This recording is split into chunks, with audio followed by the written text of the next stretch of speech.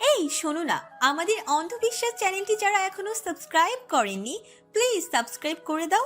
আর অল্প কিছু সাবস্ক্রাইবার হলে 1 লক্ষ পরিবার হবে। সবাই প্লিজ সাবস্ক্রাইব এবং বেশি বেশি শেয়ার করে দাও প্লিজ। ভুল না, আমি ঠিক ভাবছি। এবার আপনিও শুনে রাখুন, আপনার এই উদ্দেশ্য পূরণ হতে দিব না আমি। আপনি আমায় কি নিজের জীবন থেকে সরিয়ে দেবেন? আমি আজ নিজে আপনার জীবন থেকে সরে যাব। নিজের পথ আমি নিজে বেছে নিব। বলেই আবরাজকে দূরে ঠেলে সে ঘর থেকে বেরোনোর চেষ্টা করে। নিঝুম বলে, আমায় যেতে দিন, না হলে কিন্তু ভালো হবে না। আবরাজ ইশারা করে ম্যাক্স ও এলিনাকে বেরিয়ে যেতে বলে। তারা বেরিয়ে যেতেই আবরাজ ঘরের দরজা লাগিয়ে বলে, আমি তোমার উপর জোর করতে চাইনি, কিন্তু তোমায় ধরে রাখার জন্য এবার আমায় এটা করতেই হবে। বলেই আবরাজ নিজের শার্ট খুলতে শুরু করে। নিঝুম ভয় পেয়ে বলে, কি করছেন এটা? তোমাকে নিজের কাছে ধরে রাখার ব্যবস্থা। প্লিজ এটা করবেন না। আবরাজ নিঝুমের অনুনয় শুনল না, জোর করে তাকে বিছানায় ফেলে দিল। অতঃপর তার উপর নিজের পুরুষত্ব দেখালো। নিঝুমের চিৎকারে ঘরে এক লোমহর্ষক পরিস্থিতি সৃষ্টি হলো। নিঝুম মেঝেতে বসে আছে, তার চোখ দুটো বন্ধ। সেই চোখ দিয়ে অনবরত অশ্রুপাত হয়ে চলেছে। অন্যদিকে বিছানায় বসে আছে আবরাজ, তার দৃষ্টি আনত। নিজের কাজে এখন তার বেশি আফসোস হচ্ছে। আবরাজ বুঝতে পারছে জেদের বশে অনেক বড় ভুল করে ফেলেছে সে। এভাবে নিঝুমের উপর জোর করে অধিকার বিস্তার করা উচিত হয়নি। এটা নিঝুমের অধিকার হরণ করেছে। স্বামী স্ত্রীর সম্পর্কে যেমন পবিত্র, তেমনই তাদের মিলনও উভয় পক্ষের সম্মতি প্রয়োজন। আবরাজ ভাবল নিঝুমের কাছে এবার এর জন্য ক্ষমা চাইবে। এই চিন্তা থেকে সে মেঝেতে নিঝুমের সামনে হাঁটু গেড়ে বসল। অতঃপর অনুতাপের কণ্ঠে বলল, নিঝুম, আমি ভীষণ দুঃখিত। আমার উচিত হয়নি এভাবে তোমার ইচ্ছার বিরুদ্ধে গিয়ে। আমি স্বীকার করছি আমি ভুল করেছি। যাই হোক, আমরা বিষয়টা নিজেদের মধ্যে মিটমাট করে নিতে পারি। নিঝুম এবার চোখ খুলে, তার চোখ একদম রক্তিম বর্ণ ধারণ করেছে। রাগে ক্ষোভে সে আবরাজকে ধাক্কা দেয় যাতে আবরাজ পড়ে যায়। আবরাজ অবাক চোখে নিঝুমের দিকে তাকায়। নিঝুম গর্জে উঠে বলে, ভুল, এটা আপনার ভুল। আপনি যা করেছেন তা কতটা জঘন্য আপনি জানেন? আপনি আমার ইচ্ছার বিরুদ্ধে আমায়। নিঝুম ঠুকরে কেঁদে ওঠে। আবরাজ বলে, প্লিজ, তুমি এভাবে কেঁদো না। বিষয়টাকে আর কঠিন করে তুলো না আমার জন্য।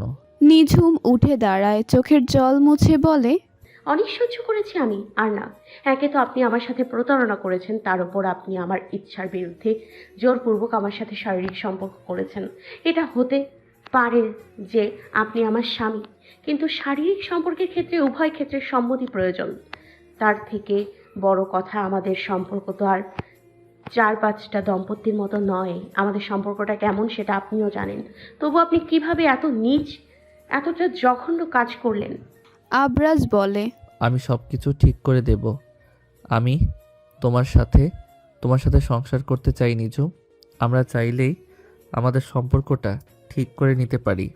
এত কিছুর পর আপনি কোন মুখে এসব কথা বলছেন? আমার ইচ্ছার বিরুদ্ধে আমার আত্মসম্মানকে আঘাত করে আপনি এমন কথা বলতে পারেন না। আপনি আজ যা করলেন তার চরম মূল্য আপনাকে দিতে হবে। কি ভেবেছেন এসব করে আমায় আটকে রাখবেন? পারবেন না। আমি এখনই এখান থেকে চলে যাব। আপনার সাথে আর 1 সেকেন্ডও থাকার ইচ্ছা নেই আমার। বলে নিঝুম যাওয়ার জন্য পা বাড়াতেই আবরাজ তার পথ আটকে দাঁড়ালো। বলে উঠল, আমি তোমাকে কিছুতেই যেতে দেব না। আমার সামনে থেকে সরে দাঁড়ান। আমাকে আটকানো আপনি কেউ নন। নিঝুম, চোখ রাঙাবেন না। আপনার এই চোখ রাঙানিতে আমি ভয় পাই না। আবরাজ নিঝুমকে শক্ত করে ধরে বলল, আমাকে আরো খারাপ হতে বাধ্য করো না। এর থেকে বেশি আর কত খারাপ হবেন আপনি? খারাপের আর কি বাকি রেখেছেন আপনি? দেখতে চাও আমার আরো খারাপ রূপ? আমি চাইলে দেখাতেই পারি। নিঝুম বলে, এভাবে আমার ইচ্ছার বিরুদ্ধে আপনি আমার সাথে এত অন্যায় করতে পারেন না। আমি কি পারি আর কি পারি না সেই ব্যাপারে তোমার কোনো ধারণা নেই। ভুলে যেও না, তোমার পাসপোর্ট, ভিসা সব আমার জিম্মায়। এখান থেকে বেরিয়ে যাওয়ার কোনো জায়গাই পাবে না। আর যদি এরপরও বেশি বাড়াবাড়ির চেষ্টা করো তো তো কি করবেন আপনি? প্রয়োজনে তোমার পা ভেঙে বিছানায় ফেলে রাখবো, তবুও তোমায় আটকে রাখবো নিজের কাছে। ব্যাস, ওটাই তো পারেন আপনি। আমার দুর্বলতার সুযোগ নিয়ে আমায় আঘাত দেয়া, এটাই আপনার কাজ। এসব করে নিজেকে পুরুষ বলে দাবি করছেন। আপনি কি ভেবেছেন আজ যেভাবে আমার ওপর জোর জবরদস্তি করলেন তা আপনার পুরুষত্ব হারিয়েছে? না, ভুল ভাবছেন আপনি। এটা প্রমাণ করেছে আপনি একজন কাপুরুষ, একজন রেপিস্ট। আবরাজ রেগে গিয়ে নিজের উপর নিয়ন্ত্রণ হারায়, জোরে ঠাস করে থাপ্পড় বসিয়ে দেয় নিঝুমের গালে। চিৎকার করে বলে ওঠে, আমি কোনো রেপিস্ট নই, আমি তোমার স্বামী। এটা যেন আগুনে ঘি ঢালার মতো সমান ছিল। নিঝুম এটা মেনে নেয় না। সেও জোরে থাপ্পড় মারে আবরাজের গালে। আবরাজ চূড়ান্ত পর্যায়ে হতবাক হয়ে তাকিয়ে থাকে নিঝুমের দিকে। নিঝুম আবরাজের দিকে আঙুল তুলে বলে, আমাকে এতটাও দুর্বল ভাববেন না। আমায় আঘাত করলে তার বিপরীতে আঘাত করার ক্ষমতাও আমার আছে। নিঝুমের এই প্রতিক্রিয়া আবরাজকে ভীষণ রাগিয়ে দেয়। সে নিঝুমের সামনে থেকে সরে দাঁড়িয়ে বলে, বেরিয়ে যা আমার অ্যাপার্টমেন্ট থেকে, রাস্তায় গিয়ে পচে মর। আর না হলে তোর ওই নাগর ইমরানের কাছে যা। এটাই তো চাচ্ছিলি তুই, তাই না? যা, তোকে দিলাম সুযোগ, যা গিয়ে কত নষ্টামি করার কর। মিস্টার আবরাজ, চুপ, বেরিয়ে যা, এক্ষুনি বের হ। নিঝুম এহেন অপমান মেনে নিতে পারে না। কাঁদতে কাঁদতে বেরিয়ে যায় আবরাজের অ্যাপার্টমেন্ট থেকে। নিঝুম বেরিয়ে যেতেই আবরাজ দরজা বন্ধ করে অন্ধকারে বসে থাকে ঘরের মাঝে। রাগে ফুঁসছিল সে। এদিকে নিঝুম দৌড়াতে দৌড়াতে ইমরানের কফি শপে পৌঁছে যায়। ইমরান তখন ওই কফি শপের মধ্যেই ছিল। নিঝুমকে আসতে দেখে সে বলে ওঠে, নিজম, তোকে এমন লাগছে কেন? কিছু কি হয়েছে? তোকে কেন জানি ভীষণ অদ্ভুত লাগছে। আশেপাশে ভিড় দেখে নিঝুম কিছু বলে না। ইমরান সেটা খেয়াল করে বলে, আমার সাথে ভেতরে চল, ভেতরে বসে প্রাইভেটলি কথা বলা যাবে। নিঝুম সায় জানায়, ইমরানের সাথে ভেতরে যায়। ইমরান নিঝুমকে পানি খেতে দেয়। নিঝুম সেই পানিটা খেয়ে নেয়। ইমরান জানতে চায়, এবার আমাকে সবটা খুলে বলতো, কি হয়েছে? তুই হঠাৎ এই সময় আমার ক্যাফেতে এই অবস্থায় এলে কেন? তোকে তো একটা খুব ভালো লাগছে না? আমার ভীষণ চিন্তা হচ্ছে তোর জন্য। নিঝুম নিজেকে দাঁতস্থ করে বলে, সে অনেক ঘটনা, তোকে পরে সব খুলে বলবো আমি। এখন তোর কাছে যদি কিছু সাহায্য চাই তুই করবি তো? অবশ্যই। আমি এখানে আছি কি করতে? তোর যা সাহায্য লাগবে তুই বল, আমি করার জন্য প্রস্তুত আছি। আমাকে এখানে কোথাও একটা মাথা গোঁজার ব্যবস্থা করে দিতে পারবি? আমার এখানে যাওয়ার কোনো জায়গা নেই। আমার পাসপোর্ট ভিসা সব মিস্টার আবরাজের কাছে। না হলে আমি দেশেই ফিরে যেতাম, কিন্তু সেসব নিয়ে তুই চিন্তা করিস না, আমি কিছু না কিছু ব্যবস্থা ঠিক করে নেব। এখন আমায় বল, তোর সাথে আসলে ঘটেছে কি? নিঝুম দু চোখ বন্ধ করে নেয়। অতঃপর তার সাথে ঘটে যাওয়া সব ঘটনা খুলে বলে ইমরানকে। সব শুনে ইমরান চূড়ান্ত পর্যায়ের রাগান্বিত হয়। রাগে তার হাত পা কাঁপছিল। সে বলে ওঠে, ওই জার্কটা তোর সাথে এসব করলো আর তুই এভাবে মেনে নিলি? মেনে নিইনি আমি। আমি প্রতিবাদ করেছি এসবের। শুধু প্রতিবাদ যথেষ্ট নয়, তোকে আরও বেশি কিছু। মানে? তুই আরবাজ খানের নামে কেস ফাইল কর। কেস? কিন্তু কিভাবে? উনি তো আমার স্বামী হন। ইংল্যান্ডে ম্যারিটাল রেপ একটা বড় ক্রাইম, এর বিরুদ্ধে কেস ফাইল করা যায়। তুই শুধু আমার সাথে থানায় চল একবার, তারপর ওই আরবাজ খানের জীবন কীভাবে হেল করতে হয় সেটা আমি দেখে নিচ্ছি। ও তোর সাথে যা অন্যায় করেছে তার ফল ওকে পেতেই হবে। কিন্তু এটা কি করে হবে? আলবাত হবে। তুই শুধু আমার সাথে থানায় চল, এর একটা ভিত করতে হবে। আমাকে একটু ভাবার সময় দে, আমি দেখছি কি করা যায়। নিঝুম চুপচাপ বসেছিল ইমরানের কফি শপের মধ্যে। একটু পর ইমরান এসে তাকে বলে, চল, তোর থাকার একটা ব্যবস্থা হয়ে গেছে।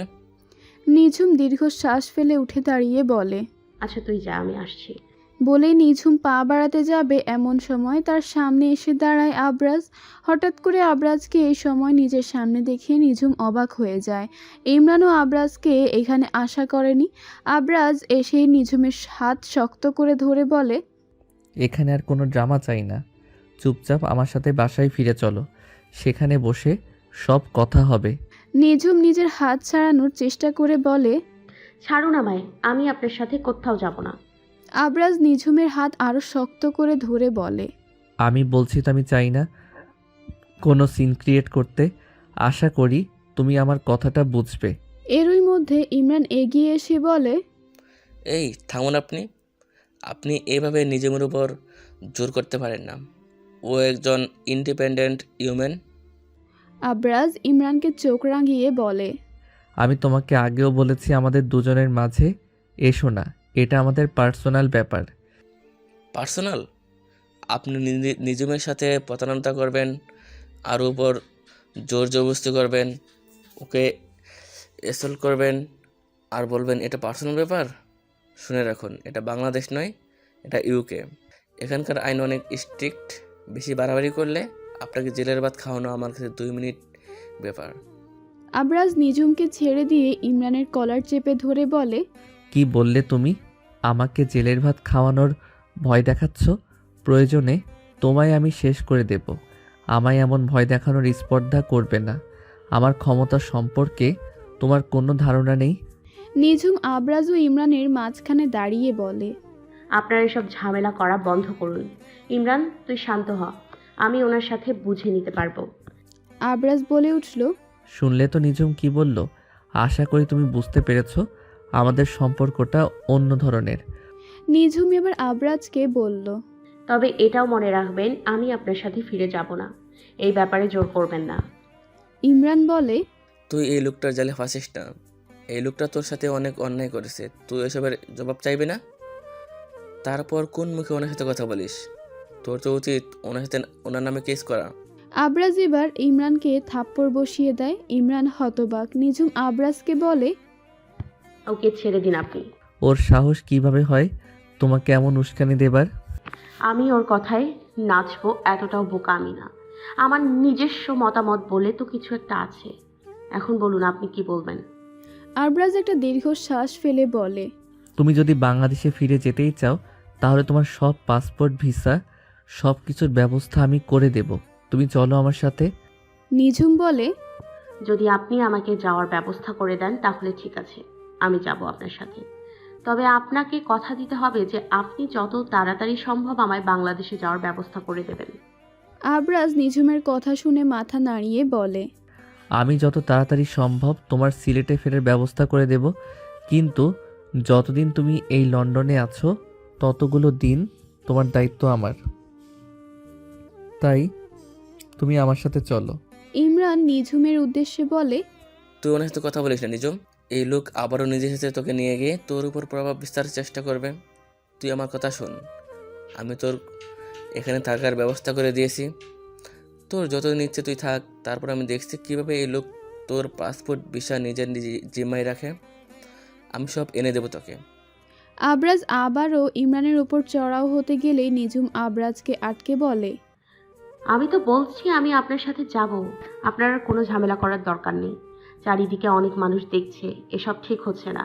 আর ইমরান, তোকেও আমি বলছি, তুই যে আমার জন্য এত ভেবেছিস, সেজন্য তোকে অন্তরের অন্তঃস্থল থেকে ধন্যবাদ জানাই। কিন্তু দয়া করে তুই আর আমার জন্য জিনিসগুলো কঠিন করে তুলিস না। আমার সিদ্ধান্ত আমি নিয়ে ফেলেছি। আমি এখন মিস্টার আবরাজের সাথেই যাব।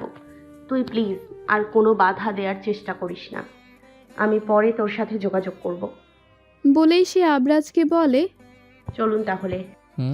এসো। আবরাজের সাথে তার অ্যাপার্টমেন্টে ফেরে নিঝুম। আবরাজ বাসায় এসেই নিঝুমকে বলে। তোমাকে কিছু বলার আছে। হ্যাঁ বলুন।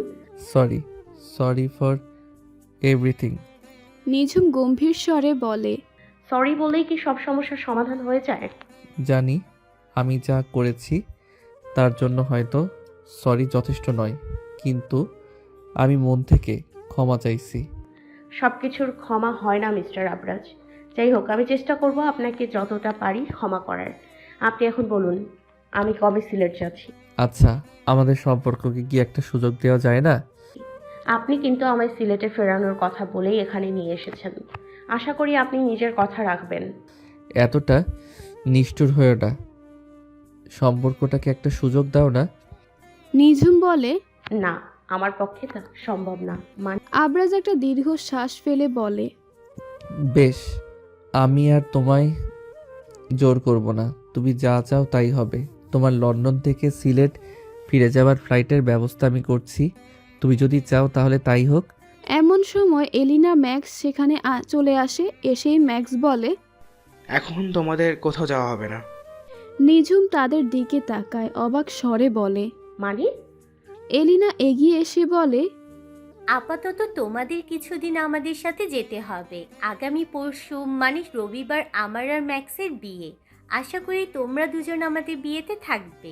এলিনার কথা শুনে নিঝুম বলে, তোমাদের নতুন জীবনের জন্য শুভকামনা, কিন্তু আমি প্লিজ নিঝুম, তোমাকে আমি নিজের বোনের মতোই দেখি। আমি জানি তুমি কিছু কারণে আমাদের উপর রেগে আছো, কিন্তু বিশ্বাস করো আমি তোমাকে ঠকাতে চাইনি। আর যাই হোক, তোমার কাছে অনুরোধ, দুটো দিনেরই তো ব্যাপার। জানো আমার না কোনো ভাই বোন নেই, তাই আমি চাই তুমি আমার আপনজন হয়ে আমার পাশে থাকো। থাকবে না তুমি? আমার এই অনুরোধটা রেখো প্লিজ। একজন বোন হিসেবে আমাকে বিবেচনা করে দেখো। এলিনার এমন অনুরোধ আর ফেলতে পারে না নিঝুম, তাই সে সম্মতি দিয়ে বলে, বেশ, তুমি যখন এত করে বলছো তখন আমি আর না করব না। তবে তোমার বিয়ের পরই আমি লন্ডন থেকে সিলেট ফিরব। ধন্যবাদ তোমাকে নিঝুম। বলেই এলিনা নিঝুমকে জড়িয়ে ধরে। এদিকে ম্যাক্স তখন আবরাজকে বলছিল, এই 2 দিনই কিন্তু তোমার কাছে সুযোগ। এর মধ্যে তুমি নিঝুমকে মানানোর চেষ্টা করো, ও যেন তোমায় ছেড়ে না যায়। নিজের সত্যিকারের অনুভূতিটা ওকে বোঝাও। চেষ্টা করব, বাকিটা সৃষ্টিকর্তার হাতে। নিঝুম ও আবরাজ বর্তমানে লন্ডনে একটি বিশাল হোটেল দ্য রিটস লন্ডন অবস্থান করছে, যা মূলত বিয়ের ভেন্যু হিসেবে ব্যবহৃত হয়। এখানে এলা ও ম্যাক্সের বিয়ের আয়োজন করা হয়েছে। এলাকে যখন সাজানো হচ্ছিল তখন নিঝুম তার পাশেই বসেছিল। নিঝুমকে পাশে পেয়ে এলা অনেক খুশি ছিল। এলা নিঝুমের উদ্দেশ্যে বলে, তোমাকে অনেক ধন্যবাদ আমার কথা রাখার জন্য। নিঝুম সামান্য হেসে বলে, ধন্যবাদ দিতে হবে না, তোমার খুশিতে অবদান রাখতে পেরে আমিও খুশি। এলা বলে, জানো আমার না আপন বলতে কেউ নেই। আমার যখন 5 বছর বয়স ছিল তখন আমার মা বাবা ডিভোর্স হয়ে যায়। তারপর আমি আমার মার সাথে বেড়ে উঠেছি। আমার মা আমার কাছে এক আদর্শ নারী। তিনি যেভাবে একা হাতে আমায় বড় করেছেন তার থেকে আমি অনুপ্রেরণা পেয়েছি। কিন্তু যখন আমার 18 বছর বয়স তখন আমার মা ক্যান্সারে আক্রান্ত হয়ে মারা যায়। এরপর থেকে আমি এই দুনিয়ায় সম্পূর্ণ একা। এলার জীবনের কাহিনী শুনে নিঝুমের বেশ খারাপ লাগে। সে বলে, তোমার বাবা আর তোমার খোঁজ নেয়নি? ওই জঘন্য লোকটার কথা বলো না তো। উনি তো একজন ব্যভিচারী লোক ছিলেন। আমার মায়ের সাথে ডিভোর্স হবার পর থেকে জীবনেও আমাদের খোঁজ নেননি। মায়ের মৃত্যুর পরেও না। যদিও আমার এতে কিছু যায় আসেনি। আমার মা আমার জন্য কিছু জমানো টাকা রেখে দিয়েছিল, তা দিয়েই আমার দিব্যি চলে গেছে। তারপর তো আমি এখন নিজেই নিজের পায়ে দাঁড়িয়েছি। তোমার বাবাও তো তাহলে আমার বাবার মতোই জঘন্য। তবে ম্যাক্সের পরিবার কিন্তু ভীষণ সুন্দর। এই আধুনিক যুগে লন্ডনে এমন পরিবার তো আর দেখাই যায় না। ম্যাক্সের 2 ভাই, তাদের বউ, ওর মা বাবা সবাই কি সুন্দর মিলেমিশে থাকে।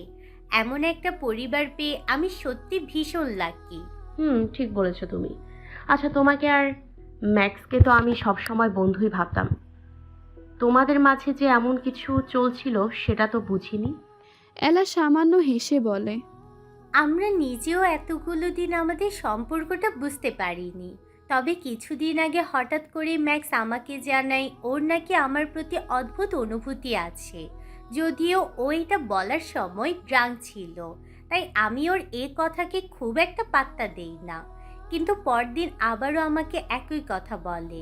আমি তো তখন ম্যাক্সকে বলেছিলাম ওকে বন্ধুর থেকে বেশি কিছু ভাবি না। কিন্তু ম্যাক্স তো ছেড়ে দেওয়ার পাত্র না। ও তো আমার পেছনে পড়ে যায়। আর আমার মনও আগে থেকে ম্যাক্সের জন্য কিছুটা হলেও দুর্বল ছিল। কিন্তু ওকে শুধু নিজের বন্ধুর নজরে দেখার জন্য আমি ব্যাপারটা বুঝতে পারিনি। কিন্তু যখন ও আমায় বলল ভালোবাসার কথা আর বারবার এভাবে আমাকে মানানোর চেষ্টা করলো, তখন আমি আমার এই অনুভূতি আর বেশি দিন চেপে রাখতে পারি না। ওকে বলে দেই যে ওকে আমি ভালোবাসি। এরপরও হঠাৎ বিয়ে করার কথা বলে। আমি তো এত তাড়াতাড়ি বিয়ে করতেই চাইনি, কিন্তু সেই অবধি ওর জেদের কাছে হার মেনেই নিলাম। আসলে ম্যাক্স আসলে অনেক ভালো মনের ছেলে। ওকে স্বামী হিসেবে পাওয়ার সত্যি ভাগ্যের ব্যাপার। এলার কথায় নিঝুম হেসে বলে, তোমাদের ভবিষ্যৎ জীবন সুখের হোক এই কামনাই করি। এলা এবার নিঝুমের কানের কাছে এসে বলল, তোমায় কিছু বলবো যদি কিছু মনে না করো? বলো। আবরাজকে তুমি চাইলে একটা সুযোগ দিয়ে দেখতে পারো। ও কিন্তু সত্যি সত্যি তোমায় ভালোবেসে ফেলেছে। আমি, ম্যাক্স ও আবরাজ স্কুল জীবন থেকে একে অপরের অনেক ভালো বন্ধু। আমরা একে অপরের পালস বুঝতে পারি। বিশ্বাস করো, আবরাজের চোখে এর আগে অন্য কারোর জন্য এমন অনুভূতি আমরা দেখিনি যেমনটা তোমার জন্য দেখেছি। লন্ডনে বেড়ে উঠলেও আবরাজ ছিল সবার থেকে আলাদা। ও কখনো কোনো মেয়ের সাথে কোনো রিলেশনে যায়নি। ও সবসময় চেয়েছে বিয়ের পরই তোমাদের ধর্মমতে হালালভাবে কাউকে ভালোবাসবে। এই জন্য ওর চারিত্রিক বিশুদ্ধতার গ্যারান্টি আমি তোমাকে দিতে পারি। আবরাজের সম্পর্কে এসব কথা শুনে নিঝুমের অন্যরকম অনুভূতি হচ্ছিল, যদিও বা তবুও সে বলল, আমি এই ব্যাপারে কথা বলতে বা শুনতে চাই না এলা। আমি এই ব্যাপারে যা সিদ্ধান্ত নেবার নিয়ে ফেলেছি। মিস্টার আবরারের সাথে সংসার করা আমার পক্ষে সম্ভব নয়। একটু ভেবে দেখতে যদি। নো, প্লিজ এ নিয়ে আর কিছু বলো না। বেশ রাগী কণ্ঠে বলে নিঝুম। এলা একটা দীর্ঘশ্বাস ফেলে বলে, বেশ, তুমি যদি অস্বস্তি বোধ করো তাহলে আমি আর এই নিয়ে কথা তুলব না। নিঝুম এলাকে নিয়ে এবার বাইরে আসে।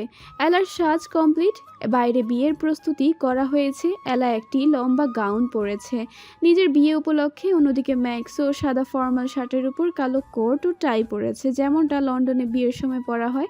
তবে তাদের বিয়ের একটা বিশেষ রীতি, মেয়ের বাবা মেয়েকে লাল কার্পেটের উপর দিয়ে হাঁটিয়ে ছেলের কাছে নিয়ে যায়। যেহেতু এলার বাবা নেই, তাই সে নিঝুমকে বলে, আজ না হয় নিয়মের একটু ব্যাঘাত ঘটুক, তুমি না হয় আমাকে ম্যাক্সের কাছে নিয়ে চলো। নিঝুম আপত্তি করে না। এলার হাত ধরে তাকে ম্যাক্সের কাছে নিয়ে যায়। অতঃপর ম্যাক্সও এলার বিয়ের শপথ বাক্য পাঠ করে সর্বশেষে রেজিস্ট্রি পেপারে সাইন করার মাধ্যমে তাদের বিয়ে সম্পন্ন করে। এরপর সবাই আনন্দে মেতে ওঠে। আবরাজ ম্যাক্সকে আলিঙ্গন করে বলে, শুভ কামনা বন্ধু, তোমার ভবিষ্যৎ জীবন সুখের হোক। তোমারও। এটা শুনেই আবরাজ মলিন হাসে।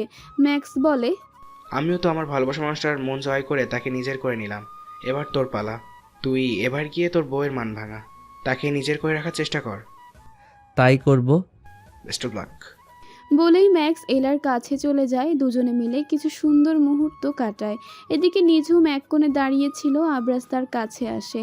আবরাজকে দেখে নিঝুম কিছুটা অবাক হয়। আবরাজ বলে, তাহলে এখন যাওয়া যাক। জি বলুন। দুজনেই বাইরে এসে গাড়িতে বসে পড়ে। আবরাজ গাড়ি ড্রাইভ করতে করতে নিঝুমকে বলে, তুমি কি আমাকে আর একটা সুযোগ দেবে না? কালকে আমার সিলেটে ফেরার জন্য ফ্লাইট বুক করে দিন। নিঝুম, আমি নিজের সিদ্ধান্ত বদলাবো না। এই নিয়ে আমায় জোর করে লাভ নেই। আবরাজ একটা দীর্ঘশ্বাস ফেলে বলে, আমায় ক্ষমা করলে কি খুব ক্ষতি হয়ে যাবে? সব কিছুর ক্ষমা হয় না মিস্টার আবরাজ। আমি চাইলেও আপনাকে ক্ষমা করতে পারবো না। কিন্তু প্লিজ, আমি নিজের সিদ্ধান্ত জানিয়ে ফেলছি। আমাকে আর কিছু বলবেন না। আমি বিব্রত বোধ করছি। বেশ, তোমার জেদি যদি তোমার কাছে বেশি হয় তবে তাই হোক। তুমি ফিরে যাও সিলেট, আমি আর তোমাকে বাধা দেব না। তুমি যেভাবে চাও সেইভাবেই তোমার জীবন কাটাও। আর 3 মাস পর তো আমাদের বিয়ের 6 মাস পূর্ণ হবে। তারপর আমি তোমায় ডিভোর্স পেপারও পাঠিয়ে দেব। ধন্যবাদ। নিঝুম ঘরে বসে নিজের সব জিনিসপত্র গুছিয়ে নিচ্ছে। আজ রাতেই তার লন্ডন থেকে সিলেটে ফেরার ফ্লাইট, তাই দেশে ফেরার জন্য সে শেষ প্রস্তুতি নিচ্ছে। নিঝুম আয়নার সামনে দাঁড়িয়ে নিজের পোশাক ঠিক করছিল। এমন সময় তার দরজায় কেউ নক করে। নিঝুম দরজা খুলতেই দেখতে পায় আবরাজ দাঁড়িয়ে আছে। আবরাজ এগিয়ে এসে নিঝুমকে বলে, তুমি তৈরি হয়ে নিয়েছো? হুম। ধন্যবাদ আমার কথাটা রাখার জন্য, আজকের দিনটা আমার সাথে কাটানোর জন্য। চলো তোমাকে লন্ডন শহরটা ঘুরে নিয়ে আসি। নিঝুম মূলত আজ আবরারের অনুরোধেই সেজে উঠেছে, কারণ আবরাজ তাকে শেষ একটা অনুরোধ করেছিল তাকে নিয়ে লন্ডন শহরে ঘুরছে দেখার। নিঝুম বাইরে আসে। আবরাজ নিজের গাড়ি বের করতেই নিঝুম সেই গাড়িতে উঠে বসে। গাড়িতে উঠে বসে সে বলতে থাকে, কোথায় যাবো আমরা? চলো আজ লং ড্রাইভে তোমায় গোটা লন্ডন শহরটা ঘুরিয়ে নিয়ে আসি। নিঝুম ও আবরাজ দুজন গাড়িতে করে বসে যেতে থাকে। আবরাজ নিঝুমকে গাড়িতে করে অনেক দূরে নিয়ে যায়। যেতে যেতে বলে, আজ আমার একটা বাংলা গান ভীষণ মনে হচ্ছে। কোন গান?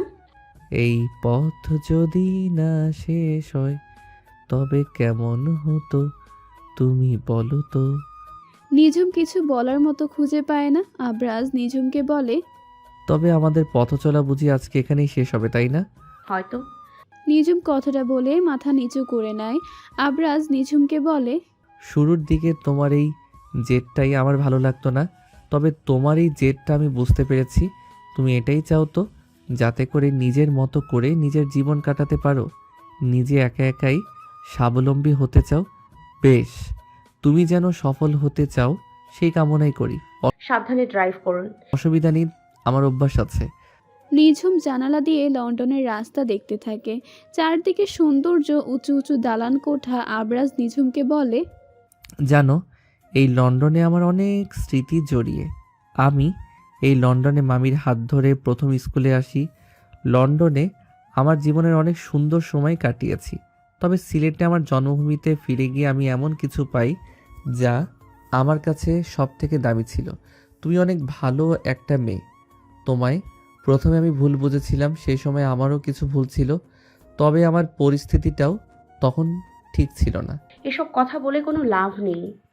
জানি তুমি আজ সিলেটে ফিরবে, আমি বাধা দেব না। তুমি যাতে করে সুখী হবে আমি তাতেই রাজি আছি। তোমার ভবিষ্যৎ জীবন সুখী হোক। তুমি একজন ভালো ডাক্তার হয়ে নিজের স্বপ্ন পূরণ করতে পারো সেই কামনাই করি। নিঝুম চুপচাপ আবরাজের কথাগুলো শুনছিল। আবরাজের চোখে এক ধরনের গভীরতা ছিল, যেন কোনো কম চিন্তা বা স্মৃতি তাকে কষ্ট দিচ্ছিল। আবরাজের কথাগুলো তাকে অদ্ভুতভাবে স্পর্শ করছিল, কিন্তু সে নিজের মনোভাব স্পষ্ট করতে পারছিল না। আবরাজ যতই বলছিল, তোমার ভবিষ্যৎ জীবন সুখী হোক, ততই যেন সেই অজানা দুঃখ আর বেদনা তাকে ঘিরে ধরছিল। গাড়িটা ধীরে ধীরে চলতে থাকে। আবরাজ চোখে মুখে এক ধরনের নীরবতা রেখে ড্রাইভ করছিল। নিঝুম জানালার বাইরে তাকিয়ে থাকতে থাকতে চিন্তা করছিল আজকের দিনটা তার জীবনে কী মানে রাখবে। আবরাজের জন্য লন্ডন শহর, তার মিষ্টি স্মৃতি সবই যেন এক নতুন সূর্যের আলোয় দেখা হচ্ছিল। তবে নিঝুম জানতো তার পথ চলা কখনোই সহজ ছিল না। অনেক চড়াই উতরাই, একাধিক বেদনা তাকে পার করতে হয়েছে। সেই বেদনা তাকে আরও শক্তিশালী করেছে, কিন্তু আজও সে বুঝতে পারছিল না তার হৃদয়ের সত্যিকারের চাওয়া কি। তুমি কি ভাবছো? আবরাজ প্রশ্ন করল। ভাবছি জীবন আসলে কতটা অনিশ্চিত, কেউ জানে না আগামীর কথা। নিঝুম আস্তে করে বলল, হ্যাঁ, জীবন কখনোই একরকম থাকে না। আজ যা মনে হয় কাল তা হয়তো আর মনে নাও হতে পারে। আমাদের ভাবনা সব সময় পরিবর্তন হয়। আবরাজ গম্ভীর কণ্ঠে বলল।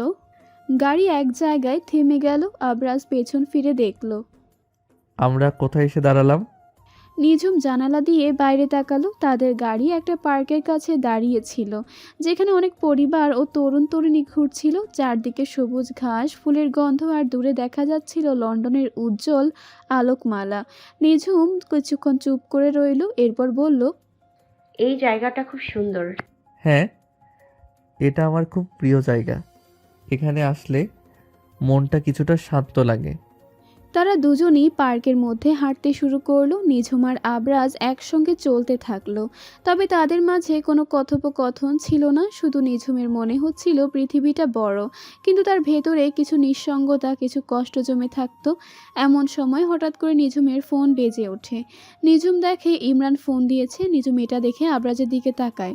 আবরাজ বলে, ফোনটা রিসিভ করো। নিঝুম ফোনটা রিসিভ করতে ইমরান বলে, কিরে নিজম, কোথায় তুই? আমি তো একটু বাইরে এসেছি। কেন? তুই নাকি আজ রাতে সিলেটে ফিরবি?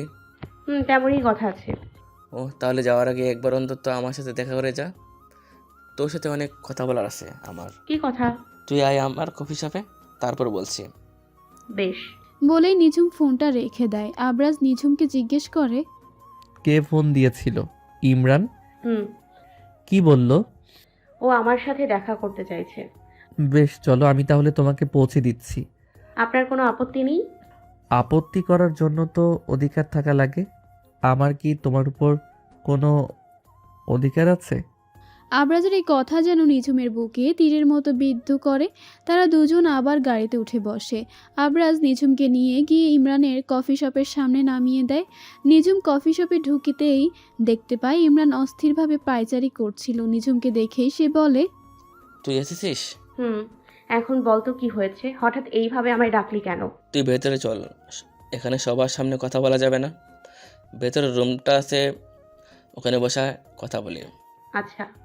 ইমরানের কথা মতো নিঝুম তার সাথে যেতেই নিঝুমকে ইমরান বলে, তুই ওই আবরাজকে ডিভোর্স কবে দিবি? মানে? দেখ, আমি আর এত কথা ঘোরাতে চাই না, তাই স্পষ্ট করে বলি, আমি তোকে শুধু বন্ধুর নজরে দেখি না, তার থেকে আরও বেশি কিছু নজরে দেখি। আমি তোকে ভালোবাসি নিজম। ইমরান, এসব কি বলছিস তুই? ঠিকই বলছি, সেই ছোটোবেলা থেকে আমি তোকে ভালোবাসি। তুই ওই আরবাজকে ডিভোর্স দিয়ে আমার হয়ে যা। এটা আমি তোর থেকে আশা করিনি। ও কামন, শোন, হয়তো বা এখনও তোদের বিয়ের 6 মাস হয়নি, তাই ডিভোর্স হচ্ছে না, কিন্তু কোনো অসুবিধা নেই। তুই একটা কাজ কর, আর সিলেটে না ফিরে আমার সাথে এখানে চলে আয়। লন্ডনের রুলস আছে, বিয়ে ছাড়াই আমার সাথে এক লিভ ইন রিলেশনশিপে থাকতে পারবো। নিঝুম ভীষণ রেগে ইমরানকে থাপ্পড় বসিয়ে দেয়। রাগী কণ্ঠে বলে, তুই এত জঘন্য আমি ভাবতেই পারিনি। ভালো চাইলে সরে যা আমার সামনে থেকে। ইমরান নিঝুমকে নিজের কাছে টেনে নিয়ে জোর করে তার ঘনিষ্ঠ হবার চেষ্টা করে বলে, আর ওই আরবাস যখন জোর করেছিল তখন তো তোকে ভালো লেগেছিল, তাহলে এখন কোনো খারাপ লাগছে? এর আগে তোকে ঘুমের ওষুধ খাইয়ে নিজের করতে পারিনি ওই আরবাসের জন্য, কিন্তু আজ তোকে আমার হওয়ার থেকে কেউ বাঁচাতে পারবে না। ইমরান, ছাড় আমায়। এমন সময় আবরাজ এসে বলে। কি হচ্ছে এখানে? আবরাজকে দেখা মাত্রই ইমরান নিঝুমের থেকে দূরে সরে গিয়ে বলে, আরে ব্রো, আপনি? তেমন কিছু না, আমি আর নিজম তো একটু ফ্রেন্ডলি আলাপ করছিলাম, তাই না নিজম? নিঝুম ঘৃণাভাজন দৃষ্টি নিয়ে ইমরানের দিকে তাকায়, কিন্তু আবরাজের সামনে কিছু বলতেও পারে না লজ্জার খাতিরে। এদিকে আবরাজ ধীরে ধীরে এগিয়ে এসে বলে, ফ্রেন্ডলি আলাপ? এক বিবাহিত নারীর শরীরে হাত দিয়ে তাকে জড়িয়ে ধরে তুমি ফ্রেন্ডলি আলাপ করছিলে? ইমরান আমতা আমতা করে বলে, আপনি ভুল বলছেন নিজম, তুই কিছু বলছিস না কেন? বল। আব্রাস তো ভুল বলছে। আবরাজ এগিয়ে এসে ইমরানের শার্টের কলার ধরে বলে, ভুল আমি কখনোই বুঝিনি, তোকে বরাবরই আমি ঠিকই বুঝেছি। তবে এতদিন অন্য একজনকে ঠিক ভেবেছিলাম, যা ছিল আমার জীবনের সবথেকে বড় ভুল। নিঝুমের দিকে তাকিয়ে কথাটা বলে আবরাজ। নিঝুম অবাক চোখে তাকায়। ইমরান এটা বুঝতে পেরে উল্টো চাল দিয়ে বলে, ওকে ব্রো, তুমি যখন বুঝেই গেছো সবটা, তখন আর নাটক করে লাভ নেই। আমি আর নিজম একে অপরকে বেশি ভালোবাসি সেই স্কুল লাইফ থেকে। ক্লাস 7-এ পড়াকালীন সময় থেকে আমাদের মধ্যে রিলেশন ছিল। তারপর তো আমাকে পরিবারের সাথে ইউকেতে চলে আসতে হয়, তাই আমাদের সম্পর্কে একটা ফাটল তৈরি হয়। কিন্তু এখানে এসে এত বছর পর একে অপরকে দেখে আমাদের সেই পুরাতন ভালোবাসা মাথাচাড়া দিয়ে ওঠে। আর তাই তো নিজম চাই আপনাকে ডিভোর্স দিয়ে আমার কাছে চলে আসতে। নিঝুম ইমরানের এই নির্লজ্জ মিথ্যাচার শুনে হতবাক হয়ে যায়। প্রতিবাদ করে বলে, এসব তুই কি যাতা বলছিস ইমরান? তুই খুব ভালো করেই জানিস তোকে আমি কখনোই বন্ধুর থেকে বেশি দেখিনি। তোকে আমি বন্ধু হিসেবে বিশ্বাস করেই এখানে এসেছিলাম, কিন্তু তুই আমাদের বন্ধুত্বকে কলঙ্কিত করে আমার সাথে জোর জবরদস্তি করে আর এখন আমার নামে এসব মিথ্যা বলছিস। তোর মনে কি আল্লাহর প্রতি একটুও ভয় নেই? এভাবে মিথ্যাচার করতে বাধছে না তোর? আবরাজ হাততালি দিতে থাকে। নিঝুম অবাক চোখে তাকায়। আবরাজ হাততালি দিতে দিতে আবরাজের সামনে এসে বলে, বাহ, কি সুন্দর অভিনয়! এত সুন্দর অভিনয় কিভাবে শিখলে তুমি নিজু? আপনি ভুল ভাবছেন। ভুল কিছু আমি ভাবছি না, আমি যা ঠিক তাই ভাবছি। প্রথমে আমি তোমাকে ঠিক ভেবেছিলাম, তুমি আসলে একটা লোভী প্রতারক মেয়ে। তারপর আমি ভাবলাম তুমি একটা ভালো মেয়ে, আর আমার সেই ভাবনাটাই ভুল ছিল। নিঝুম বলার মতো কিছু খুঁজে পায় না। আবরাজ পুরোপুরি তাকে ভুল ভাবছে। আবরাজ একটু থেমে বলে, আমার যা সিদ্ধান্ত নেবার তা আমি নিয়ে ফেলেছি। তুমি আমাকে ডিভোর্স দিয়ে এই ইমরানকে বিয়ে করতে চাও তো? বেশ ভালো কথা, আমি নিজে দাঁড়িয়ে থেকে তোমাদের দুজনের বিয়ে দিব। শুধু তাই নয়, ডিভোর্সের পর তোমার খোরপোশের জন্য যদি টাকা লাগে সেটার জন্যও বলতে পারো, আমি তাতেও রাজি আছি। এটাই তো চেয়েছিলে তোমরা, যাও আমি তোমাদেরই খুশি করে দিলাম। নিঝুমের চোখ অশ্রু চলে আসে। সে কাঁদতে কাঁদতে বলে, আমি এসব কিছুই চাই না। না তো আমি ইমরানকে বিয়ে করতে চাই, আর না তো আমি আপনার থেকে কোনো টাকা চাই। আমি শুধু আত্মনির্ভরশীল হতে চাই। একজন ডাক্তার হয়ে নিজের স্বপ্ন পূরণ করতে চাই, ব্যাস। আবরাজ তাচ্ছিল্য হেসে বলে, এখানে এই বদ্ধ রুমে কি সেই ডাক্তারি হওয়ার ট্রেনিং নিতে এসেছিলে নিজের বন্ধুর কাছে? নিঝুম বুঝতে পারে আবরাজ কোন দিকে ইঙ্গিত করছে। সে চরম ঘৃণা নিয়ে বলে, মিস্টার আবরাজ, হুশ, একদম চোখ রাঙাবে না। দূর হয়ে যাও আমার সামনে থেকে। এই নাও তোমার পাসপোর্ট, ভিসা, প্লেনের টিকিট, সব এখানে। এসব নাও আর দূর হও। 2 মাস পর তোমার কাছে ডিভোর্স লেটার্স পাঠিয়ে দেব। বলেই নিঝুমের মুখের ওপর সব ডকুমেন্টস ছিটিয়ে দিয়ে চলে যায় আবরাজ। নিঝুম সেসব ডকুমেন্টস তুলে নেয়, অতঃপর ইমরানের দিকে তাকিয়ে বলে, আজ শুধুমাত্র তোর জন্য উনি আমার চরিত্রের দিকে আঙুল তোলার সাহস পেলেন। তোকে আমি কখনো ক্ষমা করব না, কখনোই না। বলেই নিঝুম ইমরানের কফি শপ থেকে বেরিয়ে আসে। তারপর উদ্ভ্রান্তের মতো হাঁটতে থাকে লন্ডনের রাস্তা দিয়ে। আবরাজ বাসায় এসে নিজের রুমে ঢুকে একের পর এক জিনিস ভাঙচুর করতে থাকে। রাগে তার মাথা ফেটে যাচ্ছে। দীর্ঘ সময় ধরে রুমে এভাবে তাণ্ডব চালানোর পর আবরাজ একটু শান্ত হয়ে বিছানায় শুয়ে পড়ে। তারপর ঠান্ডা মাথায় ভাবে, আমি কি নিজুমকে সত্যি ভুল বুঝলাম? কিন্তু যা দেখলাম সব তো ওর বিরুদ্ধেই। এদিকে নিঝুম চলে এসেছে এয়ারপোর্টের সামনে। তার ফ্লাইটের সময় হয়ে গেছে প্রায়। আপাতত সে ইমিগ্রেশন বিভাগের সামনে দাঁড়িয়ে আছে। এয়ারপোর্টের ভেতরে যাওয়ার আগে শেষবারের মতো লন্ডন শহরের দিকে তাকিয়ে মলিন হাসে নিঝুম, অতঃপর বলে, এই শহর আমার দুঃখময় জীবনের সুখ আনতে পারেনি, বরং আরও বেশি দুঃখে নিমজ্জিত করেছে। এই শহরে আমি কোনো আশা নিয়ে পা রাখিনি, কিন্তু এতটা অপমান নিয়ে ফিরতে হবে সেটাও ভাবিনি। ভালো থেকো লন্ডন শহর। বলেই সে সামনের দিকে পা বাড়ায় আর একটিবারও পেছনে ফিরে তাকায় না। কয়েকদিন পর আবরাজ আজ আবারও একটি বারে এসেছে। এখানে এসে ক্রমান্বয়ে মদ্যপান করে চলেছে। ম্যাক্স ঠিক তার পাশেই বসে। আবরাজকে এই অবস্থায় দেখে সে বলে, ভাই এবার থামো, আর কত খাবে? এবার তো শরীর খারাপ করবে। অনেক রাত হয়ে গেছে, চলো ফিরে চলি। আবরাজ তাচ্ছিল্য হেসে বলে, তোমার ঘরে তো বউ আছে, এই জন্য তো ফিরতে চলেছ। বাসায় ফিরে বউয়ের সাথে সময় কাটাবে, কিন্তু আমার কি হবে? আমার জন্য তো কেউ নেই আমার অ্যাপার্টমেন্টে। সেখানে গেলেই যে একাকিত্ব ঘিরে ধরবে আমায়। ম্যাক্স একটা দীর্ঘশ্বাস ফেলে। নিজের এই বন্ধুটার কষ্ট সে বুঝতে পারছে। আবরাজ যে নিজের অজান্তে ভীষণ ভালোবেসে ফেলেছে নিঝুমকে। নিজের ইগো পাশে ঠেলে কতই না অনুরোধ করলো নিঝুমকে তার সাথে থাকার জন্য, অথচ মেয়েটা তার কষ্ট বুঝলো না। যদিও আবরাজ তাকে স্পষ্ট করে কিছু বলেনি, তবে যতটুকু বলেছে তাতে ম্যাক্স এতটুকু বুঝেছে নিঝুম দেশে ফিরে যাবার আগে এমন কোনো ঘটনা ঘটেছিল যা তাদের মধ্যকার দূরত্ব অনেক বেশি বাড়িয়ে দিয়েছিল। ম্যাক্স এসব ভেবেই মনে মনে বলে, আচ্ছা, নিজম এখন কেমন আছে? আবরাজকে এত কষ্টে রেখে সে কি সুখী হতে পেরেছে? সুখ সবার কপালে থাকে না আম্মু। আমার কপালে এই সুখ সবসময় অধরাই ছিল, আছে এবং ভবিষ্যতেও থাকবে। হতাশ স্বরে শান্তি বেগমকে কথাটা বলে নিঝুম। শান্তি বেগম তা শুনে নিঝুমের মাথায় ভরসার হাত বুলিয়ে বলেন, চিন্তা করিস না মা, আল্লাহ আছেন, তার উপর ভরসা রাখ। ভালোভাবে মেডিকেলে ভর্তির প্রিপারেশান নে। তোর হাতে তো আর বেশি সময় নেই। আগামী সপ্তাহে মেডিকেলে ভর্তির এক্সাম। মনে রাখিস, যারা তোকে অপমান করেছে তাদের যোগ্য জবাব দিতে হবে। মেডিকেলে তোকে চান্স পেতেই হবে। আমি লন্ডনে গিয়ে যথাসাধ্য পড়াশোনা চালিয়েছি, আশা করি সফলতা পাবো। 1 সপ্তাহ পর নিঝুম চঞ্চলতার সাথে পায়চারি করছে পুরো ঘরময়। আজ তার মেডিকেলে ভর্তির রেজাল্ট আসার কথা। গতকালই সে এক্সাম দিয়েছে, আজই রেজাল্ট আসবে। নিঝুম আল্লাহর কাছে দোয়া করছিল যেন চান্সটা হয়ে যায়। তবে ছবি বেগম, শান্তি বেগম দুজনই তাকে বলে, এতটা অস্থির হোস না, দেখবি সব ঠিক হবে, চান্স পেয়ে যাবি। এদিকে আবির কম্পিউটারে সার্চ করছিল রেজাল্ট দেখার জন্য। একটু পরে সে হঠাৎ করে বলে, এটা কি হলো? নিঝুম হতাশ স্বরে বলে, আমার চান্স হয়নি। আবির একটু হতাশ স্বরে বলে, হয়েছে, কিন্তু ঢাকা মেডিকেলে হয়নি, সিলেট মেডিকেলে হয়েছে। শান্তি বেগম বলে ওঠেন, শকর আল্লাহর, চিন্তা করার কিছু নেই। আল্লাহ সহায় হলে এখান থেকেই কি না হবে। ছবি বেগম বলেন, আমি মিষ্টি আনছি, এত খুশির খবর, নিঝুম ডাক্তার হবে।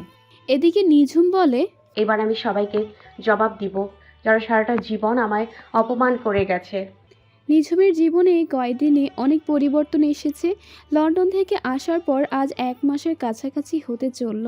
এই 1 মাস আবরাজের সাথে আর যোগাযোগ হয়নি। সিলেট মেডিকেল চান্স পাওয়ার পর আপাতত নিঝুম পড়াশোনাতেই মনোযোগ দিয়েছে, যাতে নিজের একটা সুন্দর জীবন গড়তে পারে। তবে সবসময় আমাদের জীবন তো আর আমরা যেমন চাই সেভাবে এগোয় না। নিঝুমের ক্ষেত্রেও তাই হলো। সে যেভাবে ভেবেছিল যে সেভাবে জীবন আগাতে পারল না। কিছুদিন থেকেই নিঝুম বেশ অসুস্থ বোধ করছে। মাথা ব্যথা, বমি বমি ভাব, ওইসব উপসর্গের কারণে ডাক্তারের শরণাপন্ন হলো তাকে। ডাক্তার নয়না খান সব উপসর্গ শুনে জিজ্ঞেস করেন, আপনার শেষ পিরিয়ড কবে হয়েছিল? নিঝুম কিছুটা বিব্রত বোধ করে বলে, বেশ অনেক আগেই হয়েছি। একজন মেডিকেল স্টুডেন্ট হিসেবে তো আপনার সন্দেহ করার কথা ছিল বিষয়টা নিয়ে। নিঝুম বলে, আমার ব্যাপারটা নিয়ে সন্দেহ হয়েছিল, কিন্তু আমার মনে একটা ভয় ছিল, আর সেজন্যই আমি এই বিষয়টা নিয়ে ভাবতে চাইনি। বিয়ের কয়দিন হলো? জি, 5 মাসের মতো। আপনার স্বামী জানে এই বিষয়ে? আমার স্বামী লন্ডনে থাকে, আর ওনার সাথে আমার সম্পর্ক স্বাভাবিক না। ও, বুঝতে পেরেছি। যাই হোক, সত্যটাকে তো আর অস্বীকার করা যাবে না। আমি প্রায় নিশ্চিত যে আপনি প্রেগনেন্ট।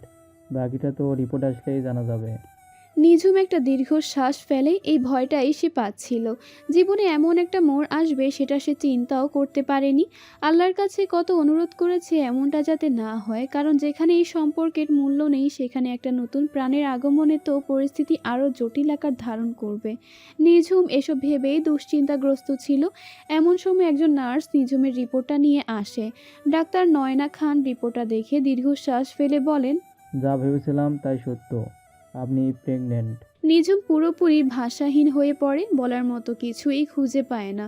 ডাক্তার নয়না খান তার দিকে রিপোর্ট কার্ডটা বাড়িয়ে দিয়ে বলে, আমি বুঝতে পারছি আপনার অবস্থাটা জটিল, তবে আপনাকে পরামর্শ দেব। আপনি নিজের খেয়াল রাখুন, স্বাস্থ্যকর খাবার খান। যেহেতু আপনি মেডিকেল স্টুডেন্ট, তাই এ ব্যাপারে আশা করছি আপনার জ্ঞান আছে। নিঝুম শুকনো মুখে উঠে দাঁড়ায়, অতঃপর ক্লিনিকে থেকে বেরিয়ে আসে। তার চোখের কোণে জল জমে। এই মুহূর্তে তার মনে পড়ে যাচ্ছে আবরাজ কিভাবে জোরপূর্বক তার সাথে শারীরিক সম্পর্ক করেছিল। এই ঘটনাটা মনে করে সে বলে, এর জন্য আমি আপনাকে কখনোই ক্ষমা করব না, মিস্টার আবরাজ। বাসায় ফিরে নিজের রুমে এসে চুপচাপ বসে আছে নিঝুম।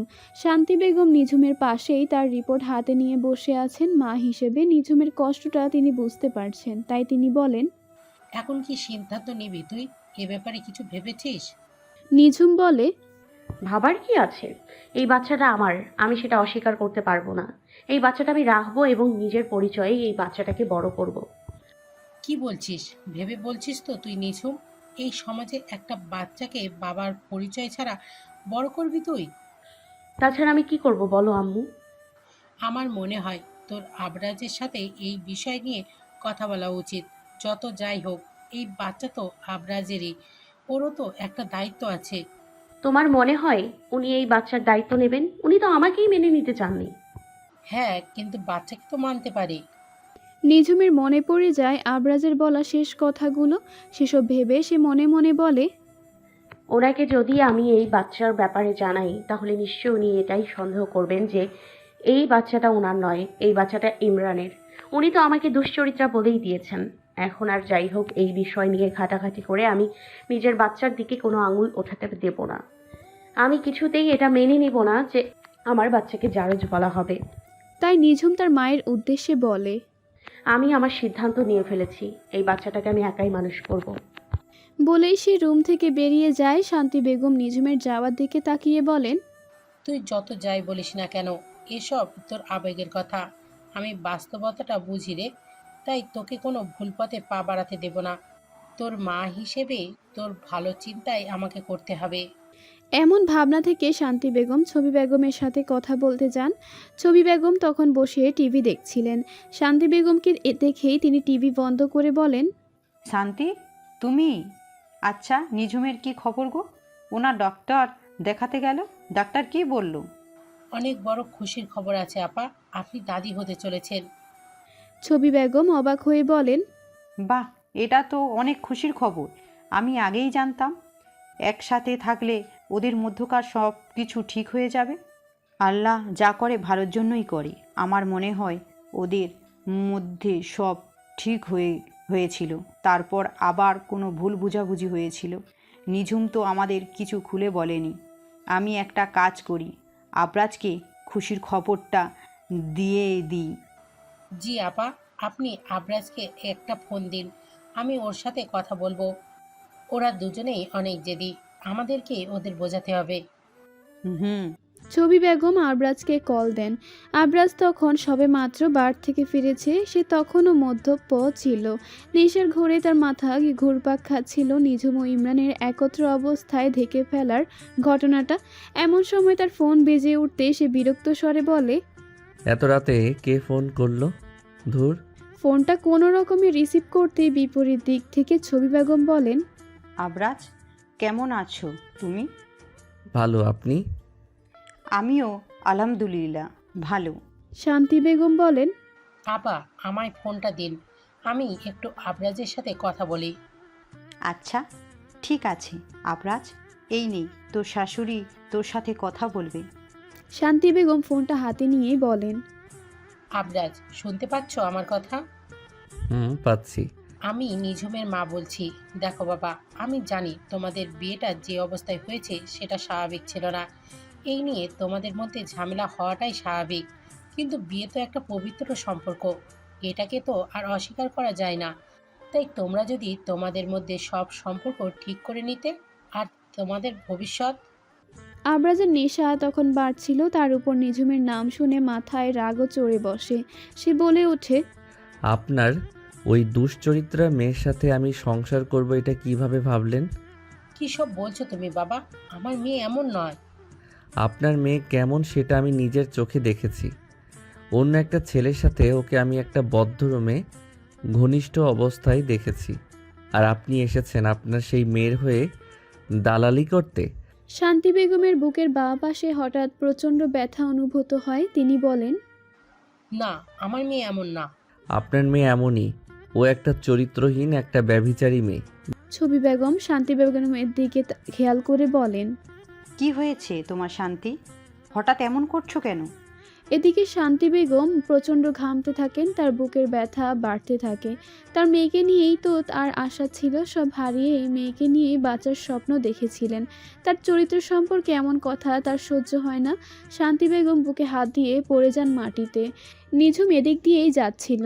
নিজের মাকে এভাবে পড়ে যেতে দেখে সে দ্রুত ছুটে এসে বলে, শান্তি বেগম নিঝুমের দিকে তাকিয়ে কিছু বলার চেষ্টা করেন, কিন্তু পারেন না। তার আগেই তার দু চোখ চিরজীবনের মতো বন্ধ হয়ে যায়। নিঝুম অনিমেষ চোখে তাকিয়ে আছে তার মায়ের নিথর দেহের পানে। তার চোখ দিয়ে এক ফোঁটা অশ্রু গড়িয়ে পড়ল। একটু আগেই ডাক্তার এসে বলে গেলেন শান্তি বেগম আর বেঁচে নেই। ডাক্তারের বলা সেই শব্দটা এখনও নিঝুমের কানে বাজছে। সে কোনো প্রতিক্রিয়া দেখাতে পারল না, যেন বিশাল এক ধাক্কা তাকে বধির করে দিয়েছে। ছবি বেগম নিঝুমকে জড়িয়ে ধরে কান্না আরম্ভ করলেন, কিন্তু নিঝুম একেবারে স্তব্ধ হয়ে আছে। পুরো বাড়ি যেন হঠাৎ করে শোকে স্তব্ধ হয়ে গেল। শান্তি বেগমের মৃত্যুর খবর জানালো হলো নাজমুল খানকে। তিনি স্পষ্ট জানিয়ে দিলেন যেহেতু শান্তি বেগমকে তিনি ত্যাগ করেছেন, তাই তার মৃত্যুতে তার কিছু যায় আসে না। এদিকে শান্তি বেগমের শেষ বিদায়ের কার্যক্রম শুরু হয়। নিঝুম পুরোটা সময় নিশ্চুপ পাথরের মূর্তির মতো হয়ে থাকে। নিঝুমকে এভাবে স্তব্ধ দেখে ছবি বেগম বলে ওঠেন, এভাবে চুপ থেকো না নিঝুম, কিছু একটা বলো। তোমার মা আর বেঁচে নেই, একটু কান্না করো। নিঝুমের তবুও কোনো প্রতিক্রিয়া নেই। নিঝুমের এ অবস্থা দেখে ছবি বেগম নিজেই কেঁদে ফেলেন। একজন মানুষটা কতটা কষ্ট পেলে এভাবে পাথর হয়ে যায়। একটু পর জানাজার উদ্দেশ্যে শান্তি বেগমকে নিয়ে যাওয়া হলো। নিঝুম শুধু নির্বিকার চোখে তাকিয়ে রইল। জানাজা শেষ হতেই যখন শান্তি বেগমকে কবরস্থানের দিকে নিয়ে যাওয়ার জন্য যাত্রা শুরু হলো, সেই সময় হঠাৎ নিঝুম দৌড়ে এসে মায়ের খাটিয়ার সামনে দাঁড়িয়ে বলে, কোথায় নিয়ে যাচ্ছেন আমার আম্মুকে? আমার আম্মুকে নিয়ে যাবেন না দয়া করে। আমার আম্মু ছাড়া যে এই দুনিয়ায় আমার আর কেউ নেই। আমার আম্মুকে আমার থেকে আলাদা করবেন না।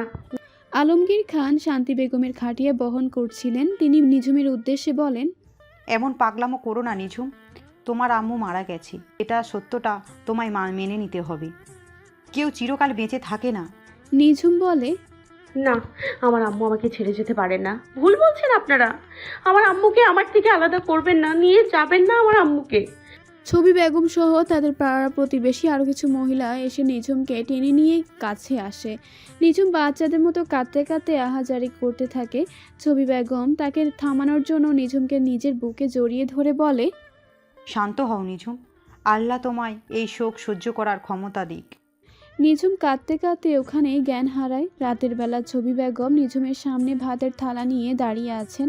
নিঝুম হাঁটুতে মাথা ঠেকিয়ে বসে আছে। ছবি বেগম নিঝুমের মাথায় হাত বুলিয়ে বলেন, একটু কিছু মুখে দাও নিঝুম। এভাবে না খেয়ে থাকলে যে তুমি অসুস্থ হয়ে যাবে। নিজের কথা না ভাবলেও নিজের বাচ্চাটার কথা ভাবো, তার জন্য হলেও তোমায় সুস্থ থাকতে হবে।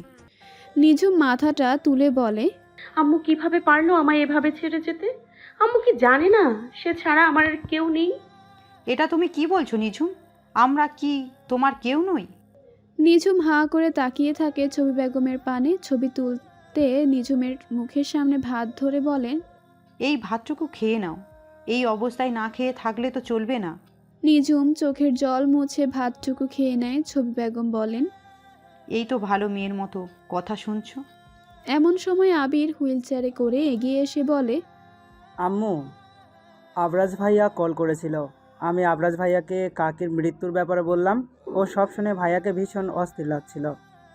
ভাইয়া বলল নিজম আপুকে সামলানোর জন্য সে সিলেটে আসছে শীঘ্রই। নিঝুম এটা শুনেই ক্ষেপে গিয়ে বলে, কেন আসবেন উনি এখানে? আমার মাকে মেরে ফেলেও কি ওনার শান্তি হয়নি? এখন কি আমাকেও মারতে চান? তুমি এভাবে বলছো কেন নিঝুম? আবরাজ তো আর ইচ্ছা করে কিছু করেনি। ওনার জন্যই আমার মা মারা গেছেন। আমি ওনাকে কখনো ক্ষমা করব না। দেখো, আমি বুঝতে পারছি তোমার অবস্থাটা, কিন্তু চাচি, আমি একটা অনুরোধ করব, রাখবেন? বলো। আপনারা দয়া করে মিস্টার আবরাজকে জানিয়ে দিন যে মায়ের মৃত্যুর পর আমি সিলেট শহর ত্যাগ করে কোথাও চলে গেছি। কোথায় গেছি সেটা বলে যায়নি এবং আমার খোঁজ না করতে বলেছি। আর আমি যে প্রেগনেন্ট এটাও যেন উনি না জানেন। এটা তুমি কি বলছো? দয়া করে আমার এই কথাটা রাখুন, না হলে আমি সত্যি সত্যি চলে যাব। নিঝুম। নিঝুম উঠে বসে বলে, আমার মায়ের খুনির ছায়া আমি আমার বাচ্চার জীবনে পড়তে দিতে চাই না। এখন আপনারা ভেবে দেখুন আপনারা কি করবেন। আবির তার মায়ের উদ্দেশ্যে বলে, নিজম আপুর কথা মেনে নাও আম্মু। ওর এখন যা মানসিক অবস্থা, যদি সত্যি এমন কিছু ঘটিয়ে ফেলে তাহলে কি হবে? কিন্তু ছবি বেগম একটু চিন্তা করে বলেন, বেশ, যদি এমনটাই নিঝুম ভালো থাকে তাহলে তাই হোক। সেদিনই ছবি বেগম আবরাজকে ফোন করে এই সমস্ত কথা বলেন। এসব শুনে আবরাজ ভীষণ কষ্ট পায়। তার বুক চিরে দীর্ঘশ্বাস বেরিয়ে আসে। কঠিন মানুষটার চোখেও জল। আবরাজ অশ্রুসিক্ত চোখে বলে, নিজুম এভাবে কিভাবে সবটা ছেড়ে চলে গেল? একবারও আমাকে সরি বলার সুযোগটাও দিল না। আমি তো সজ্ঞানে ওর মাকে কিছু বলিনি। সেই সময় আমি নেশাগ্রস্ত ছিলাম, তাই না জানি কি বলতে কি বলে ফেলেছি। জানি আবরাজ, তুমি স্বেচ্ছায় কিছু করনি। আমরা চেষ্টা করছি নিঝুমকে খোঁজার। যদি কোথাও ওর খোঁজ পাই তাহলে তোমাকে জানাবো। আবরাজ ফোনটা রেখে দেয়। নিজের চোখের জল মুছে বলে, এভাবে আমার জীবন থেকে একেবারে হারিয়ে গেলে নিঝুম, আর কখনো কি আমি তোমার দেখা পাবো না? সব কিছু শেষ করার একটা শেষ সুযোগ কি তুমি আমায় দেবে না? আবরাজের এই দীর্ঘশ্বাস চাপা পড়ে তার অ্যাপার্টমেন্টের চার দেওয়ালের মাঝে। এদিকে নিঝুম নিজের মায়ের ছবির উপর হাত বুলিয়ে বলে, এখন আমি নিজের জীবনের ওপর ফোকাস করব। আমার আম্মু তো চেয়েছিল আমি বড় ডক্টর হই। আম্মুর সেই স্বপ্ন আমি পূরণ করবই। অতঃপর সে নিজের পেটে হাত বুলিয়ে বলে, একই সাথে নিজের অনাগত সন্তানকে আমাকে একটা সুন্দর জীবন দিতে হবে। আমার আম্মু আমায় যেভাবে আগলে বড় করেছে আমিও আমার বাচ্চাকে ঠিক সেভাবেই বড় করব। 5 বছর পর পুরো বাড়ি জুড়ে ছুটতে বেড়াচ্ছে 5 বছর ছুঁই ছুঁই ছোট্ট একটা ছেলে। ছবি বেগম সে বাচ্চাটার পেছনে সমানে দৌড়ে যাচ্ছে ভাত নিয়ে। বাচ্চাটা দৌড়াতে দৌড়াতেই মনে আসা পর্যন্ত আমি কিছুই খাবো না। ছবি বেগম এক স্থানে দাঁড়িয়ে হাঁপাতে হাঁপাতে বলেন, এমন করো না দাদু ভাই, আমি বয়স্ক মানুষ, তোমার সাথে সাথে কি দৌড়াতে পারি? এই ভাতটুকু খেয়ে নাও, তোমার আম্মুর আসতে একটু দেরি হবে। না না না, আম্মু না আসা অবধি আমি খাবো না, মানে খাবো না। এমন সময় ডাক্তারি পোশাক পরিহিত নিঝুম সেখানে চলে আসলো। নিজের ছেলের এহেন কথা শুনে বলে, এটা কেমন কথা? আমার নির্ঝর না গুড বয়? ও না আমাকে কথা দিয়েছিল আমি না থাকলে গুড বয় হয়ে থাকবে? নিজের মায়ের কণ্ঠ শুনেই দরজার দিকে তাকায় নির্ঝর। নিজের মাকে দেখতে পেয়ে ছুটতে গিয়ে জড়িয়ে ধরে বলে, ইয়ে, আমার আম্মু এসে গেছে। এখন আমার আম্মু আমায় নিজের হাতে খাওয়াই দেবে। নিঝুম হাসি মুখে এগিয়ে এসে বলে, আম্মু একটু ফ্রেশ হয়ে আসুক, তারপর নিঝরকে খাইয়ে দেবে। জানি তো। আম্মু বাইরে থেকে এসেছে, তাই আম্মু শরীরে অনেক জামস আছে, তাই আম্মুকে ফ্রেশ হতে হবে। নিঝুম প্রসারিত হেসে বলে, এই তো আমার সোনা ছেলে। তাহলে ততক্ষণে তুমি গ্রানির হাতে খাওয়া শুরু করো। আচ্ছা, ঠিক আছে। নিঝুম তার রুমের দিকে পা বাড়ায়। মনে মনে ভাবে সময় কত দ্রুত পেরিয়ে গেল। আবরাজ দাঁড়িয়ে আছে লন্ডন ব্রিজের মধ্যে। সেখানে দাঁড়িয়ে থেকে সে প্রবাহমান টেমস নদীর দিকে তাকিয়ে আছে। তার মনে নানান প্রশ্ন। এই 5 বছরে তার জীবনে অনেক পরিবর্তন এসেছে। বয়স বেড়েছে, সাথে মনের ক্ষতও গভীর হয়েছে। বিগত বছরগুলোয় সে একটিবারও দেশে ফেরেনি। ছবি বেগমের কাছে যা তথ্য পেয়েছে তাতে নিঝুম এখন ডাক্তার হিসেবে ঢাকা শহরে স্থায়ী হয়েছে। আবরাজ অনেকবার চেষ্টা করেছে নিঝুমের সাথে যোগাযোগ করার, কিন্তু নিঝুম সেরকম কোনো সুযোগই রাখেনি। তাদের ডিভোর্সটাও এখনও কার্যকর হয়নি, তাই নিঝুম এখনও তার স্ত্রী, অথচ আবরাজের অস্তিত্ব সে স্বীকার করতে চায় না। এসব ভেবেই আবরাজ একটা দীর্ঘশ্বাস ফেলে। এমন সময় পিঠে কারো স্পর্শ পেতেই পেছনে ফিরে তাকায়। তার দিকে আকুল চোখে তাকিয়ে আছে এলিনা। মেয়েটার জীবনেও দুঃখের অন্ত নেই। বিয়ের পর ম্যাক্সের সাথে তার সংসার সুখেই চলছিল। তাদের ঘরে একটি ছেলে সন্তানও জন্ম নেয়, যার নাম অ্যালেক্স। কিন্তু এত সুখ বোধ হয় তাদের ভাগ্যে সহ্য হয়নি। আজ থেকে 2 বছর আগে একটা বিমান দুর্ঘটনায় ম্যাক্সের মৃত্যু ঘটে। তারপর এলিনা তার ছেলে অ্যালেক্সকে নিয়ে একদম একা হয়ে পড়ে। এখন এলিনা ও আবরাজকে দুজনই তাদের সুখ দুঃখের সঙ্গী। এলিনা আবরাজকে বিষণ্ণ দেখে জিজ্ঞেস করে, আবারও নিঝুমের কথা ভেবে কষ্ট পাচ্ছ? কষ্ট না, বড্ড অনুশোচনা হচ্ছে আমার। আজও আমার নিজেকে নিঝুমের মায়ের মৃত্যুর জন্য দায়ী মনে হয় জানো। আমি একটা রাতও ঠিকভাবে ঘুমাতে পারি না। যেদিন আমি জেনেছিলাম যে নিঝুম কাউকে কিছু না বলে হারিয়ে গেছে, সেদিন থেকেই আমার এই অবস্থা। অতঃপর আমি সিদ্ধান্ত নিলাম নিজে বাংলাদেশে গিয়ে নিঝুমকে খুঁজব। এমন সময় আমার সৎমামাই জানালেন নিঝুমের খোঁজ পাওয়া গেছে এবং ও এখন স্বাভাবিক আছে। আমি ওর সাথে কথা বলার সুযোগ চাই, কিন্তু ও নাকি বলেছে আমার সাথে কোনো কথাই বলতে চায় না। যদি আমি ওর সাথে যোগাযোগের চেষ্টা করি তাহলে নাকি ও নিজেকে শেষ করে দেবে বা সত্যি কোথাও হারিয়ে যাবে। এই কারণে আমিও আর এই বিষয়টা নিয়ে কোনো জোরাজোরি করিনি, কারণ আমি চাইনি নিঝুমের কোনো ক্ষতি হোক। কিন্তু নিঝুমেরও তো বোঝা উচিত যে তুমি সজ্ঞানে সেদিন কিছুই বলনি। যা বলেছ নেশাগ্রস্ত অবস্থায় বলেছ। সেটা ঠিক, কিন্তু তবুও জ্ঞানে হোক বা অজ্ঞানে আমার জন্যই তো নিঝুমের মা মারা গেছেন। এই দায়িত্ব আমি অস্বীকার করতে পারি না। তাহলে এখন কি করবে ভাবছো? আমি ভাবছি খুব শীঘ্রই দেশে ফিরব। এতদিন ধরে আমি নিজেকে এটার জন্যই প্রস্তুত করছিলাম। দেশে ফিরে এবার আমি নিঝুমের সাথে দেখা করব, নিজে বসে ওর সাথে কথা বলবো। আমাদের এই সম্পর্কটা যদি ও মেনে নিতে না পারে তাহলে ওকে ডিভোর্স দিয়ে মুক্তি দিয়ে আসবো, যাতে অন্তত ও নতুনভাবে জীবনটা শুরু করতে পারে। এতে আমি অন্তত কিছুটা দায়মুক্ত হব। এলিনা বলে, ম্যাক্সের মৃত্যুর পর আমি জীবনটাকে নতুনভাবে অনুধাবন করতে পারছি আবরাজ। কাউকে ভালোবাসলে কতটা আত্মত্যাগ করা যায়, কতটা নিজের কথা ভুলে তার চিন্তায় মগ্ন থাকা যায়, সেটা আমি জানি। এই যে আমাকেই দেখো, ম্যাক্সের মৃত্যুর পর কম বিয়ের প্রস্তাব তো পেলাম না। আমার শ্বশুরবাড়ির লোকেরাও চায় আমি বিয়ে করে নিজের জীবন আবার শুরু করি। প্রয়োজনে অ্যালেক্সের দায়িত্বও তারা নিতে রাজি, কিন্তু আমি পারলাম কইতা। ম্যাক্সকে আমি এতটাই ভালোবাসি যে ওর মৃত্যুর পরেও ওর স্থান কাউকে দিতে পারছি না। সেখানে তুমি কি পারবে নিঝুমের জায়গাটা অন্য কাউকে দিতে? আবরাজ একটা দীর্ঘশ্বাস ফেলে বলে, এটা সম্ভব নয় এলিনা। তুমি তো জানো আমি জীবনে কখনোই কাউকে ভালোবাসিনি। আমার জীবনে প্রথম ভালোবাসা ছিল নিঝুম, যদিও ওকে আমি অন্য কারোর সাথে, তবে আজ কেন জানি আমার মনে হয় ওদের মধ্যে আসলে কিছু ছিল না। যদি থাকতো তাহলে ইমরান আর নিঝুম নিশ্চয়ই এতগুলো বছরে বিয়ের সিদ্ধান্ত নিত। হয়তো পুরোটা আমার ভুল ধারণা ছিল, যার জন্য নিঝুমের মায়ের জীবন শেষ হয়ে গেছে। এর জন্য আমি অনুতপ্ত, আর সেজন্যই আমি নিঝুমকে মুক্তি দিতে চাই।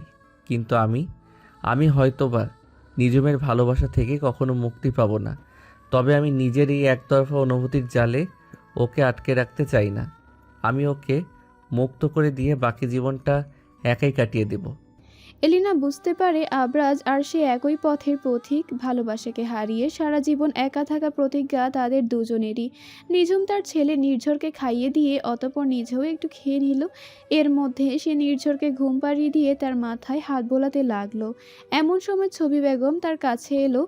নিঝুম ছবি বেগমকে দেখে বলল, নিয়মিত ভালোবাসার গল্প শুনতে এবং পড়তে আমাদের অন্ধবিশ্বাস চ্যানেলটি সাবস্ক্রাইব করে পাশে থাকা বেল আইকনটি ক্লিক করুন। ধন্যবাদ সবাইকে।